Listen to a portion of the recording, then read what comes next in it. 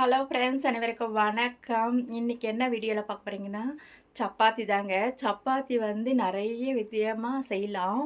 ஆனால் இந்த மாதிரி செஞ்சிங்கன்னா 2 நாள் ஆனாலும் சாப்பிட்டா சூப்பராக இருக்குங்க. டிஃபன் பாக்ஸ்க்கெல்லாம் கொடுத்து விட்றது, வெளியூருக்கெல்லாம் கொண்டு போகும்போதே உங்களுக்கு சப்பாத்தி அப்படியே எப்படி செஞ்சோமோ அந்த மாதிரி சாஃப்டாக இருக்குங்க.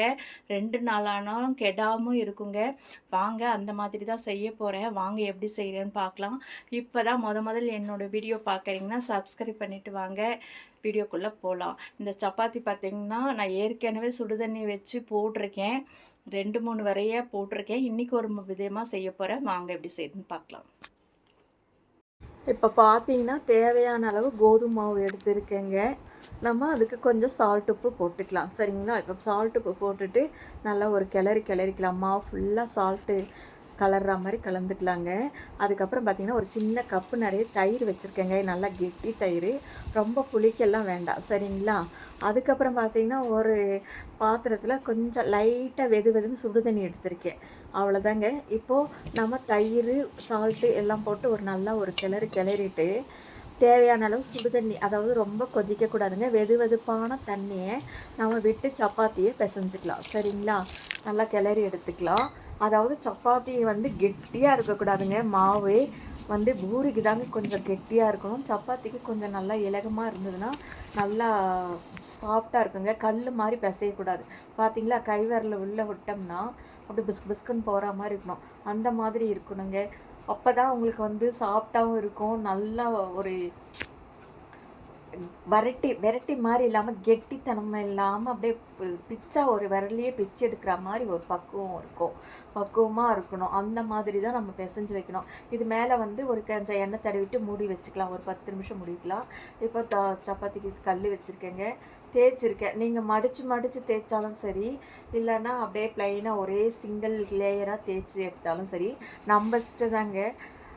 நான் லைட்டாக கொஞ்சம் மடித்து ஒரு 2 மடிப்பாக மடித்து தான் எப்பவுமே தேய்ப்பேன். அப்போ தான் உங்களுக்கு லேயராக பிரிஞ்சு வரும், நல்லாயிருக்கும். சிங்கிள் லேயராக கூட நம்ம செஞ்சுக்கலாம், அது நம்ம இஷ்டம்தான். ஷேப்பாக வேணும்னா நீங்கள் ஷேப்பாக தேய்ச்சிக்கோங்க. நான் ஒரு அளவுக்கு தான் தேய்ச்சிருக்கேன், அவ்வளோதாங்க. இந்த சப்பாத்தி அப்படியே சூப்பராக இருக்குங்க. ஒரே விரல் அப்படியே பிச்சு எடுத்துக்கலாம். குழந்தைங்களாம் அப்படியே பிச்சு சாப்பிட்ற அளவுக்கு சாஃப்டாக இருக்குங்க. எங்கேயாவது நம்ம வெளியூர் ட்ராவல் பண்ணுறப்போ இந்த மாதிரி செஞ்சு எடுத்துகிட்டு போய்க்கலாம். அந்த பாயில் கவர் இருக்குது இல்லைங்களா, அதில் சுற்றி வச்சிட்டோம்னா அப்படியே இருக்குங்க. டிஃபன் பாக்ஸ்லலாம் போட்டோம்னா கொஞ்சம் வேர்த்து ஈரப்பதம் வந்ததுன்னா அந்த நசுன்னு ஆகிடும். நம்ம அந்த பாயில் பேப்பர் இருக்கு இல்லைங்களா, சில்வர் பாயில் பேப்பர், அந்த பேப்பரில் சுற்றி வச்சா சூப்பராக இருக்குங்க. இப்போ பாருங்கள், அட்டகாசமான சப்பாத்தி ரெடி ஆகிடுச்சுங்க. இதுக்கு குருமா எதுனாலும் நீங்கள் செஞ்சுக்கலாம். ஒரு பொருள் நான் ஏற்கனவே சொல்லியிருக்கேன், நம்ம சமைக்கும் போது பார்த்தாவே அது எப்படி இருக்குன்னு நமக்கு தெரிஞ்சிடும். அந்த மாதிரி நம்ம கண்ணிலேயே ஓரளவுக்கு நம்ம கெஸ் பண்ண முடியுங்க. அதுக்கப்புறம் இன்றைக்கி என்ன சமையல்னு பார்த்துடலாங்களா? சுட சாதம் அடித்தாச்சு. சாப்பாட்டுக்கு ரொம்ப நாள் ஆச்சு, முருங்கைக்கீரை செய்யவே இல்லைங்களா. அப்புறம் செடியிலேருந்து கொஞ்சம் எடுத்துகிட்டு வந்தேன். ஒரு பருப்பு கொஞ்சம் போட்டு சாம்பார் மாதிரி வச்சுக்கலாம் அப்படின்னு சொல்லிட்டு மத்தியானத்துக்கு லஞ்சுக்கும் பண்ணிட்டேன். காலையிலே பண்ணிவிடுவேன். எப்போவுமே லீவு நாளில் தான் லேட்டாக பண்ணுவேன். கொஞ்சம் கொத்தவரங்காய் 10 ரூபாய்க்கு தான் வாங்கினேங்க. 2 பேருக்கு போதும்ன்ட்டு அளவாக கொத்தவரங்காய் அது போட்டு ஃப்ரை பண்ணிட்டேன். கொஞ்சம் கடலைப்பருப்பெல்லாம் போட்டு வேக வச்சு எடுத்து தாளிச்சிருக்கேங்க. அதுக்கப்புறம் முருங்கைக்கீரை சாம்பார் சூப்பராக இருக்கும். சாம்பார் பாருங்கள் எவ்வளோ அட்டகாசமாக இருக்குது. ரேஷன் துவரம் பருப்பு தாங்க.